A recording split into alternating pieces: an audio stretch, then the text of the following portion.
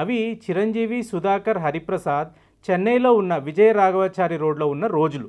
ఈ ముగ్గురు హోటల్కు డబ్బు తగలడ్డం ఎందుకులే అని ఓ శుభముహూర్తాన్న వంట చేయడం మొదలుపెట్టారు. చిరంజీవి తనకు బాగా వంట వచ్చు అంటే సుధాకర్ లేదు లేదు నీకన్నా నేనే బాగా వంట చేయగలనని గొడవ పడ్డారు. మొత్తానికి ఇద్దరు వంట చేద్దాం డిసైడ్ అయ్యారు. మరి వంట రాని హరిప్రసాద్ బయటకు వెళ్ళి కాయగూరలు వగైరాలు తెచ్చిపెట్టే పని చేసేవాడు.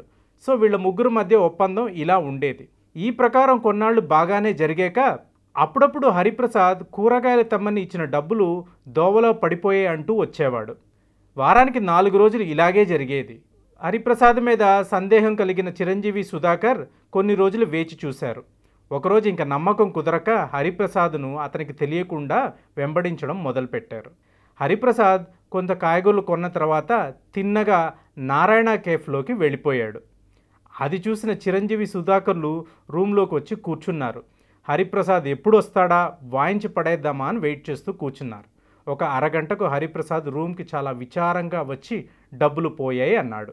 అంతే, ఆ నలభీములిద్దరూ హరిప్రసాద్ పీక పొట్టలను పట్టుకొని తిన్న తిండినంతా కక్కేంత దాకా మాలిష్ చేసి పడేశారు.